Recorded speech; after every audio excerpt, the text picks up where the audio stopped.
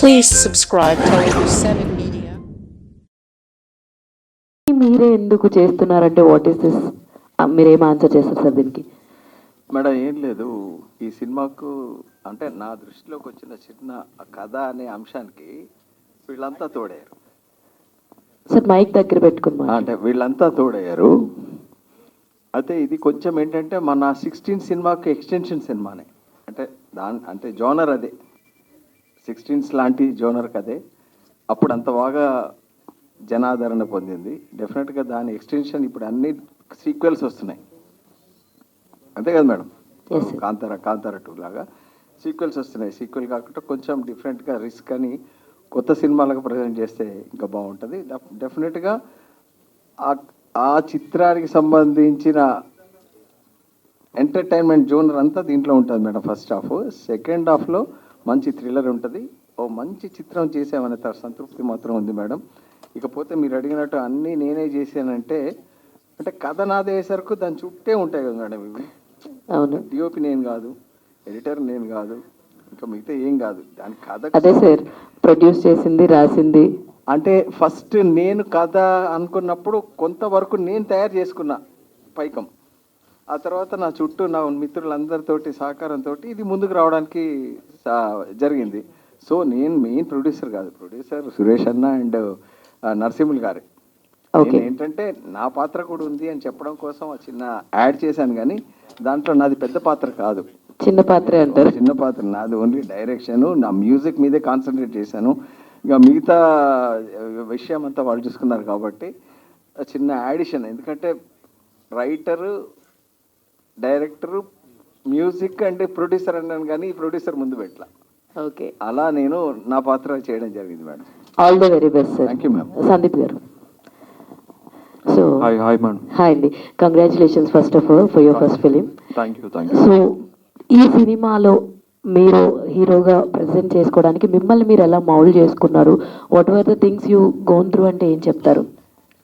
So definitely అండి, ఇంతకుముందు నేను లైక్ యాక్టింగ్ కోర్సులు కానీ అట్లా పోయింది ఏం లేదు. It's all came from YouTube short films నుంచి ఎక్స్పీరియన్స్.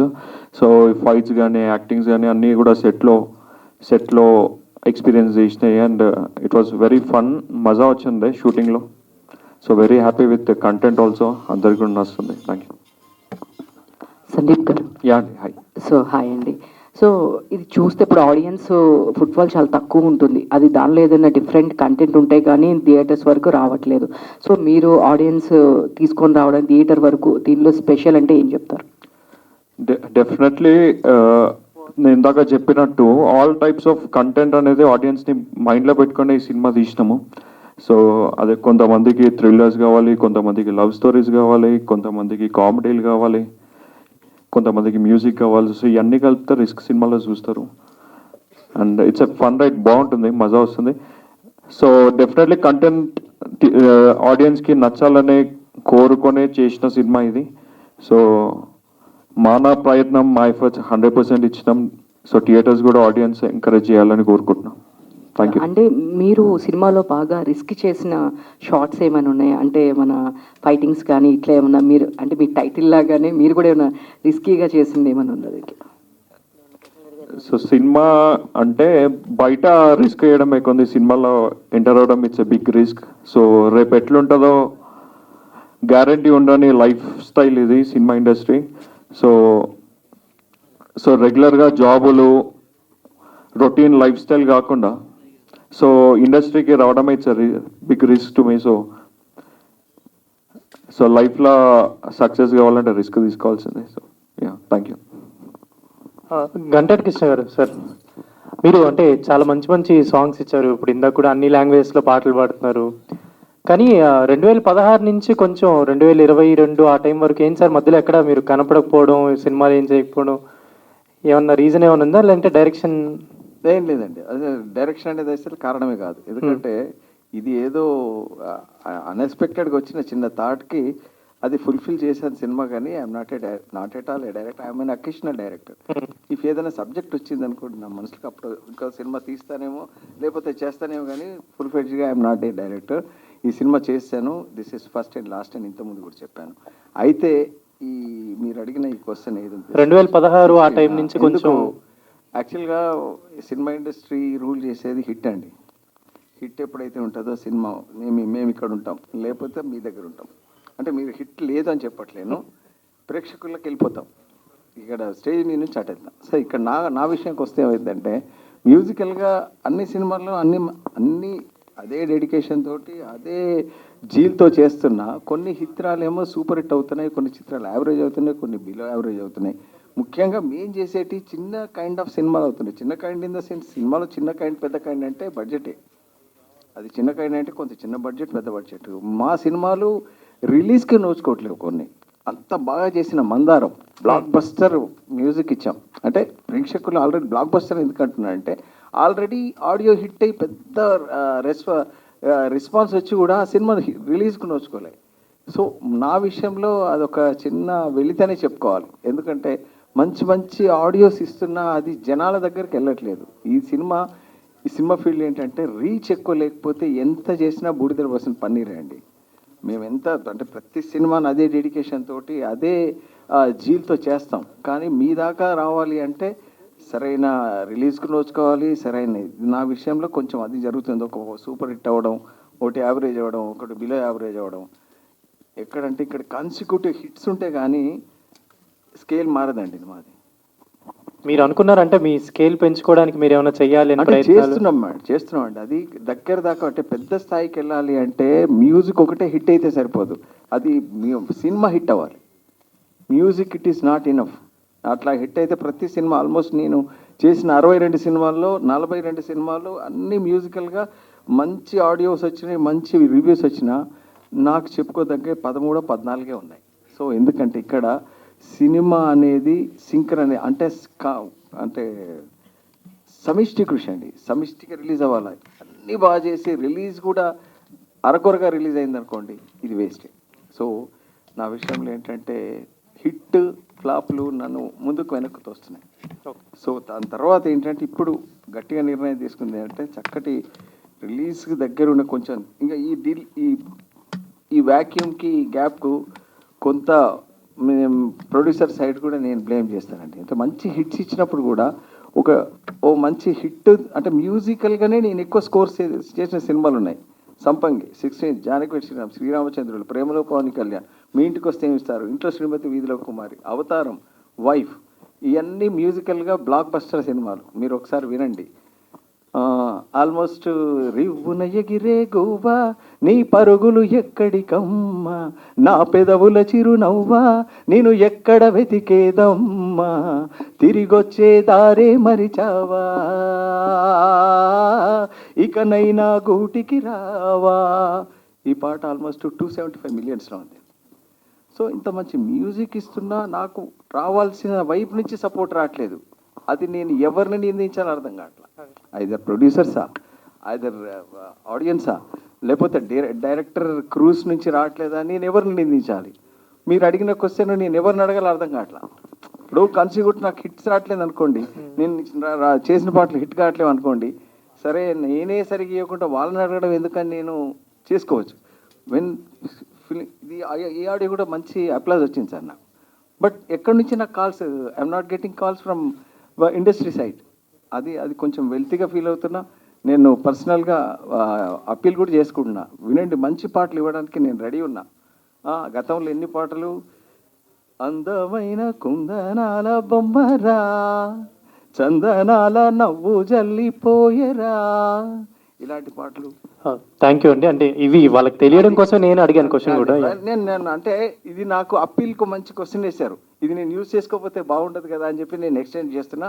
ఇది ఒకటే రీజన్ సార్, ఎందుకంటే ఇక్కడ కంటిన్యూస్ హిట్స్ కావాలి, కనబడాలి, వినబడాలి. నేను వాళ్ళల్లో ఎప్పటికి వినబడితేనే మంచి సినిమాలు వస్తాయి. I'm very very thankful to you. Sandeep గారు, సో అంటే ఇందాక మీరు శర్వానంద్ గారి డైలాగ్స్ అవన్నీ చెప్పారు. కొంచెం ఈ హెయిర్ స్టైల్, ఈ మెయింటెనెన్స్ కూడా ఏదో కొంచెం శర్వా గారిని కొంచెం ఏదో కాపీ చేస్తున్నట్టు లేదో ఇలా అనిపిస్తుంది. లేదన్న. సో బేసికల్లీ అందరు అంటుంటారు, అంటే చాలా మంది హీరోస్తో కంపేర్ చేస్తుంటారు. బట్ సో మన సినిమా ఇండస్ట్రీలో హీరోస్ అందరూ ఒక బుక్స్ లాంటి వాళ్ళు, ఒక్కొక్కరి నుంచి ఒక్కొక్కరు తీసుకోవచ్చు. సో రవితేజ అన్న సార్, నాగ చైతన్య అన్న గారు, so attitude wise Sandeep Kishan అన్న, సో ఇట్లా కొంతమంది ఇన్స్పిరేషన్ క్యాండిడేట్స్. రీసెంట్లీ మనం సిద్ధు జొన్నల్గడ్డ అన్న కానీ, విజయ్ అన్న కానీ, సో వీళ్ళే మన అందరికి ఇన్స్పిరేషన్. సో నేను షార్ట్ ఫిలిమ్స్ చేసేటప్పుడే ఈ పెళ్లి చూపులు ఇట్లాంటి సినిమాలన్నీ వచ్చాయి.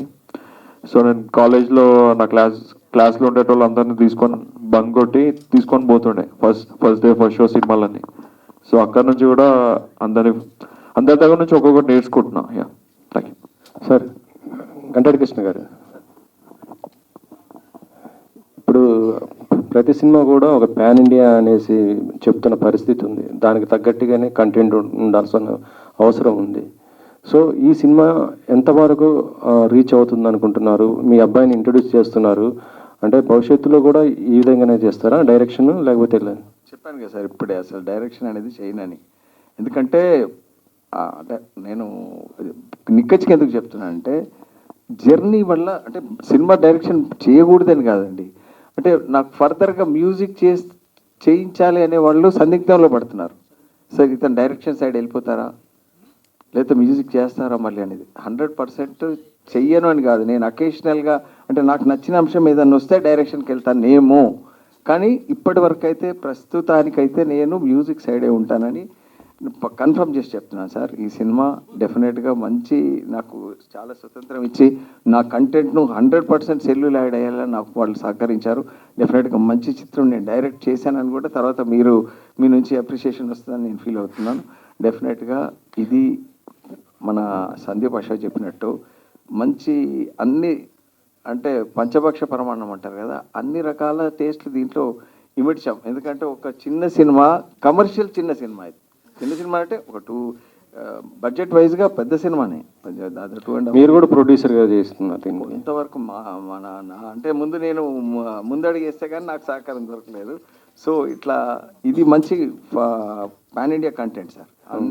అందరు ప్రేక్షకులకు అంటే మంచి థ్రిల్లర్, ఇది ఒక మంచి ట్విస్ట్లు ఉన్న థ్రిల్లర్. చాలా మంచి సినిమా చేశాను ఫీలింగ్ మా అందరికి ఉంది. డెఫినెట్గా మీరు కూడా ఫీల్ అవుతారని. ఒక డైరెక్టర్గా కాకుండా, ఒక తండ్రిగా కాకుండా ఒక డైరెక్టర్గా చెప్పండి, మీ అబ్బాయి యాక్టింగ్ స్కిల్స్ ఎలా ఉన్నాయి? కాదా అబ్బాయి కాదు, వాళ్ళ అంటే మీ అబ్బాయి అని నేను అనుకుంటున్నాను. లేదు, మా అబ్బాయి కాదు, మా అబ్బాయి లాంటి వాడు. సో ఆయన వాళ్ళ ఫాదర్ ఇప్పుడే మీకు మాట్లాడారు, చూడలేదు. Is my friends sir. Sir hero గారు సార్. సందీప్. యా, సందీప్ అశోక్. మీ ఫేవరెట్ హీరో ఎవరు, ఏంటి ఇన్స్పిరేషన్ ఏంటి మొత్తం? సార్ నాకు రవితేజ సార్ అంటే చాలా ఇష్టం సార్. ఆయన చేసే సినిమాలు కానీ నాకు అట్లాంటి సినిమాలు, అట్లాంటి కంటెంట్, ఫర్ ఎగ్జాంపుల్ కిక్ కానీ, ధమాకా కానీ, సో ఇట్లాంటి కంటెంట్స్ నాకు చాలా ఎక్కుతుంటాయి. అండ్ ఆల్సో నాగ చైతన్య అన్న ఇష్టం, యాటిట్యూడ్ వైజ్, సింప్లిసిటీ వైజ్ కానీ. సందీప్ కిషన్ అన్న ఇష్టము, విజయ్ దేవరకొండ అన్న. సో అంటే చాలా మంది ఉన్నారు సార్.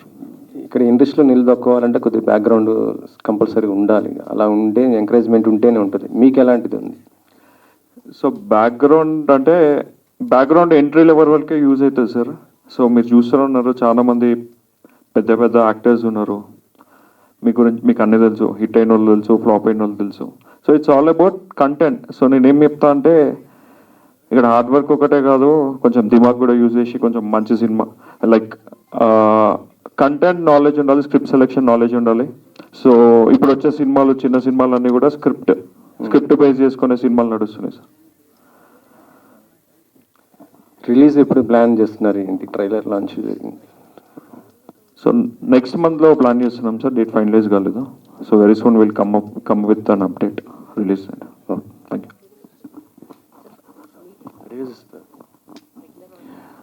వచ్చారు.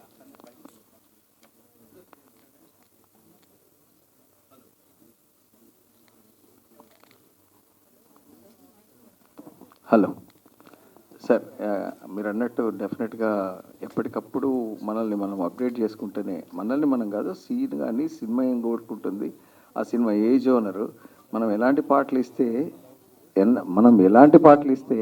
వాళ్ళని రీచ్ అవుతాం అనేదే సినిమా సార్. ఇక్కడ అనగానే ఆ సినిమా రాగానే మనం చాలా అప్డేట్కి వెళ్ళిపోవాలి, మనం ఏదేదో ప్రయోగాలు చేసేయాలంటే కుదరదండి. యాక్చువల్గా ఆ పాట particular song what it's need, ఆ పాట ఏం కోరుకుంటుంది, అది మెలడీయా, ఫాస్ట్ బీటా, ఒక సిచ్యువేషనల్ సాంగా, ఇది బేరీ చేసుకొని చేయాలి. కానీ రాగానే మనము వెస్టర్న్కి వెళ్ళిపోవాలి, లేకపోతే మనల్ని మీద నిరూపించేసుకోవాలి అంటే మనం ఇక్కడ ఉండలేము సార్. ఇది పక్కాగా 100% ఆ సిచ్యుయేషన్ రీరికార్డింగ్ బ్యాక్గ్రౌండ్ స్కోర్ ఎంతైతే జనాలను కూర్చోబెడుతుందో పాట కూడా అంత కూర్చోబెట్టే అవసరం ఉందండి. లేకపోతే పాటలో లేచి వెళ్ళిపోతున్నారు. మనం చూసిన పాట వస్తే అది రిలాక్స్ అయింది. అట్లా రిలాక్స్ కాకుండా మనం ఆర్కెస్ట్రేషన్ తోటో సింగర్ తోటో లిరిక్ తోటో వాళ్ళని కూర్చోబెట్టగలగాలి. అట్లా కూర్చోబెట్టినప్పుడే ఆ పాటకు వాల్యూ. లేకపోతే ఆ 3 పాటలు దాదాపు సీన్ కంటే 3 రెట్లు ఖర్చు పెడతాం. ఆ 3 minutes కంటెంట్ డ్యూరేషన్కి will spend 3 times of scene. కాబట్టి ఆ పాటను అన్ని రకాలుగా నేను సాటిస్ఫై కాదు, నా జడ్జిమెంట్ ఇంపార్టెంట్ కాదు సార్. ప్రేక్షకులంగా ఆలోచించగలగాలి. అట్లా ఆలోచించగలిగిన కాబట్టి నా గత సినిమాలు కొన్ని బాగా మా జనాదరణ పొందాయి. ఇప్పుడు 16s డెఫినెట్గా అది మంచి, అంటే it's all depend upon director sir. ఇప్పుడు ఈ సినిమాకి నేనే డైరెక్టర్ కాబట్టి అన్నీ నేనే తీసుకోవాల్సి వచ్చింది. డైరెక్టర్ గారిని పక్కా ఆయన సిచ్యుయేషన్కు అనుగుణంగా, అంటే పరకాయ ప్రవేశం చేసినప్పుడే పాట నిలబడుతుంది సార్. ఈ సినిమాలో డెఫినెట్గా అన్ని కంటెంట్ ఓరియంటెడే, అన్ని ఏది అలా వచ్చి వెళ్ళే పాట ఉండదు. డెఫినెట్గా ఆ సీన్కు సంబంధించిన పాట ఉంది. అట్లాగే నేను ఇప్పుడు చేయబోయే సినిమాలో కూడా చాలా చాలా జాగ్రత్తలు తీసుకొని డెఫినెట్గా మళ్ళీ మీ ముందు కంబ్యాక్ సినిమా, మంచి సినిమాతో వస్తాను. డెఫినెట్గా మళ్ళీ మీ అప్లాస్, మీ బ్లెస్సింగ్స్ తీసుకోవడానికి యాజ్ ఎ మ్యూజిక్ డైరెక్టర్గా. సో ఐఎమ్ నాట్ డైరెక్టర్ రాను అని చెప్పట్లేను. రాను అంటే మ్యాక్సిమం నాకు మ్యూజిక్ని ఎక్కువ ఎలివేట్ చేసుకోవడానికే వస్తా. అలాంటి మంచి మ్యూజిక్ సినిమాలు వెతుకుతున్నా. Super sir. సందీప్ గారు. హాయ్. హాయ్ అండి. సో ఈ సినిమాలు అంటే మీరు రవితేజ గారు ఇష్టం అని చెప్తున్నారు, ఆయన యాక్టింగ్ స్టైల్.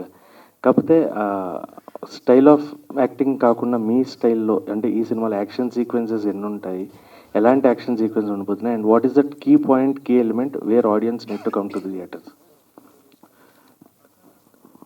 సో యాక్షన్స్ అంటే మనకు ఒక 5 fights ఉన్నాయి సార్. ఇట్లా 4 or 5 fights ఉన్నాయి.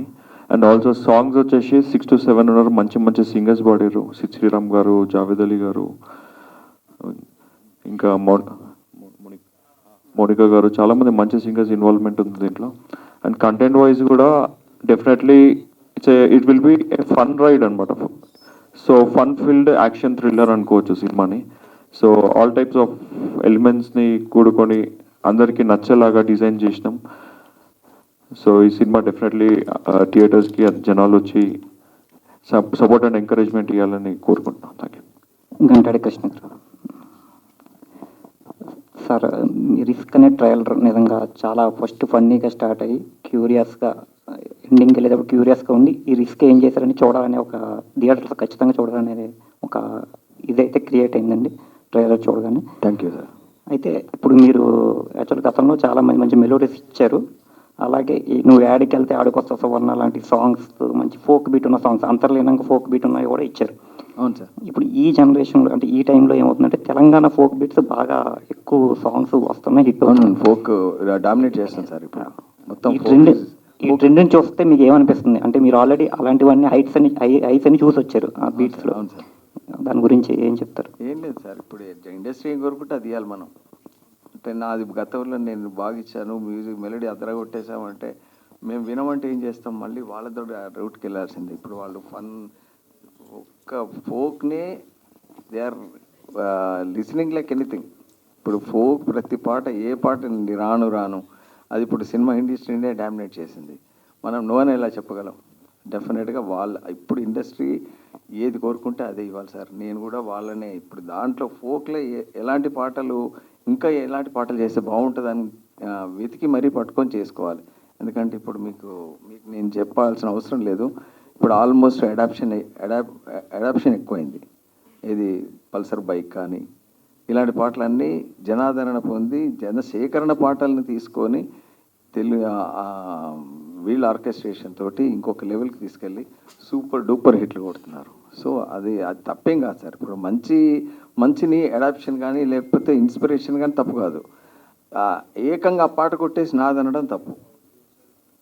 అదంతా ఆల్రెడీ పాపులర్ అయిపోయిన సాంగ్ను తీసుకొని చేసి మళ్ళీ హిట్ కొడుతున్నారు. ఇప్పుడు పల్సర్ బైక్ అంతకుముందే సూపర్ హిట్, అది రవితేజ లాంటి లెజెండరీ యాక్టర్ దగ్గరికి వెళ్ళేసరికి ఇంకింత ముందుకెళ్ళింది.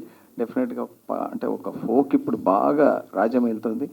ఫోక్తో పాటు మా చిన్న ఐడెంటిటీని కూడా యాడ్ చేస్తే ఇంకొంచెం బాగా చేయొచ్చు అని నా ఫీలింగ్ ఆ గతంలో. ఎందుకంటే నేను ప్యాంట్ వేస్తే లాంటి పాట బ్యూటిఫుల్ సాంగ్ ఇచ్చాను, అది చాలా మంచి, నాకు ఇప్పటికీ అదొక ల్యాండ్ మార్క్ సాంగ్. ప్యాంట్ వేస్తే కానీ తెలియలేదు రమ్మావు, నాకు సైట్ వేసే వయసు వచ్చింది, ఇలాంటి పాటలు ఇచ్చాను. సో మీరు అన్నట్టు డెఫినెట్గా ఫోక్ ఇంకొక 10-20 సంవత్సరాల వరకు నాన్ స్టాప్ చేయలేదు సార్. ఎందుకంటే మీకు రిస్క్ కూడా బాగా హిట్ అయ్యి డైరెక్టర్గా మీరు అకేషన్గా కాకుండా హ్యాపీగా సినిమాలు చేయాలని కోరుకుంటున్నాను. అంటే కోరుకోవడం మంచిదే సార్, డెఫినెట్గా చేస్తాను. అవకాశం ఉండి నిజంగా అట్లాగే రూల్ చేయాలని దేవుడు కోరుకుంటే నేనేం చేయలేను. డెఫినెట్గా మంచి పాటలు ఇవ్వడానికి ట్రై చేస్తాను సార్. Thank you. సందీప్ గారు, అంటే ట్రైలర్ వైజ్ చూసుకుంటే మీ లుక్స్ కానీ చాలా బాగున్నాయి అసలు ఒక రకంగా. అంటే ఇప్పుడున్న ఆడియన్స్కి మీరు ఏం చెప్తారు? ఫస్ట్ ఆఫ్ ఆల్ ఒక హీరో అవ్వాలి అని అంటే లుక్స్ వైజ్ ఉంటే సరిపోతుందా, లేకపోతే అసలు ఇప్పుడు ఆడియన్స్కి ఏం కావాలి అని అంటే? సో ఫస్ట్ ఇంప్రెషన్ ఏంటి అంటే ఇట్స్ లుక్ అన్న.